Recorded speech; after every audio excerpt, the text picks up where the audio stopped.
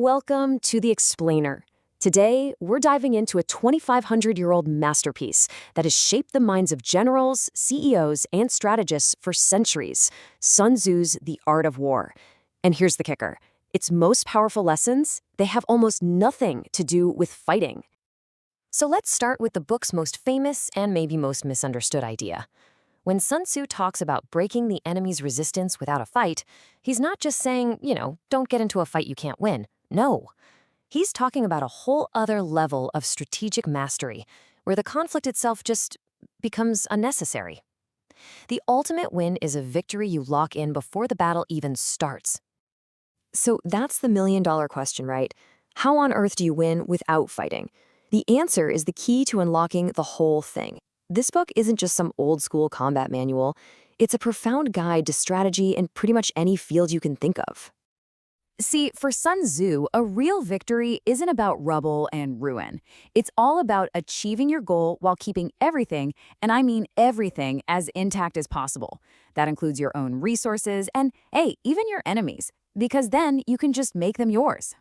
So why is this so important? Well, Sun Tzu's logic is actually pretty straightforward. Destruction is just plain expensive for everybody involved. True mastery is when you outthink your opponent so completely that they basically hand over their resources and their will to fight, all without a single arrow being fired. Now that is the ultimate win. So how do you get to that level of excellence? Well, it all starts with doing your homework. I'm talking deep, serious calculation way before a single move is made. And this calculation, it boils down to 5 key things you absolutely have to master. In Sun Tzu's world, a battle is won or lost in the general's tent, not on the battlefield. It's all about making a cold, hard assessment of the situation. This isn't about hope, it's about knowing.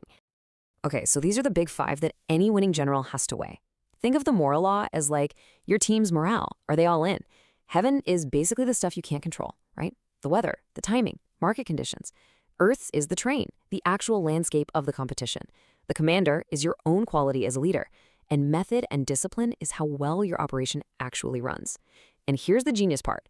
Sun Tzu says you have to apply this whole analysis not just to yourself, but to your opponent too.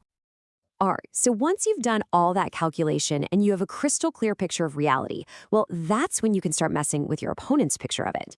This is where your next big weapon comes into play. It's all psychological, and it's based on one simple, super powerful idea. This is maybe the most famous line from the entire book, and it's the bedrock for pretty much all of his tactical advice. I mean, think about it. If your enemy has no clue what you're really up to, how on earth can they come up with a decent plan to stop you? So the whole game is to build a fake reality for your opponent. You want them to see exactly what you want them to see. So if you're strong, you act weak to lure them in. If your operation is a well-oiled machine, you make it look like chaos to spring a trap. The key is to always, always show up where they least expect you. But who was this guy anyway? Who was the man behind these pretty revolutionary ideas? Well, there's this one legendary story that gives us a pretty good clue, and it shows you the kind of absolute non-negotiable discipline he demanded from a leader. So the story goes, a king named Holu reads Sun Tzu's work and is impressed, but, he wants to see it in action. He wants a demo. So he gives Sun Tzu a challenge. Hey, prove your theories by turning 180 of my palace ladies into soldiers. Okay, so Sun Tzu gets to work. He splits the women into 2 groups, makes the king's 2 favorite concubines the officers, and he explains the drills. But when he bangs the drum and gives the first command, they just start laughing.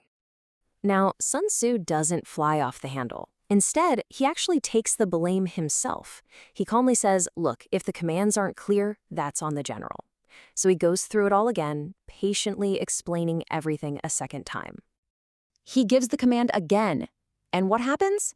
The same thing. They just giggle, totally ignoring him. They think the whole thing is a big joke. Okay, at this point, something shifts for Sun Tzu. He basically says, all right, the orders were clear this time. So if the soldiers still disobey, the fault lies with their officers. And who were the officers? The king's 2 favorite concubines. And then, to the absolute shock of the king who's watching all this, Sun Tzu gives a chilling order. Have the 2 women executed. Right there, on the spot. The message couldn't be more brutal or more clear. In an army, there are no special cases. Discipline is everything. You can imagine the king, right? He's freaking out. He sends a message begging the Sun Tzu to stop the execution. But Sun Tzu's reply is now legendary. He basically says, once a general has his commission, he's in charge. His authority on the battlefield can't be undermined by the king, not for anything. So, after the execution, Sun Tzu appoints new officers. The drum sounds a third time, and this time, the women move like a machine. Perfect precision, total silence. He proved his point, big time. With clear orders and iron discipline, you can make an army out of anyone. This whole incredible story, really the entire book, it all builds up to one final, powerful piece of wisdom. And it's just as true in a boardroom today as it was on a battlefield thousands of years ago.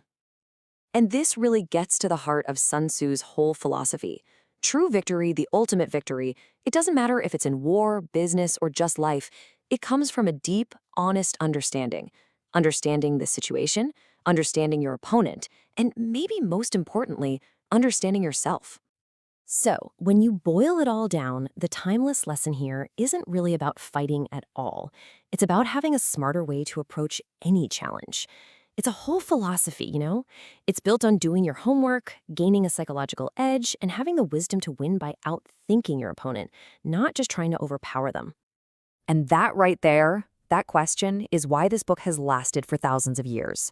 It makes us look at our own challenges not as these big, scary battles we have to fight, but as strategic puzzles that we can solve. Really, it's a call to action, to think about conflict and about success in a totally different and, frankly, a much, much smarter way.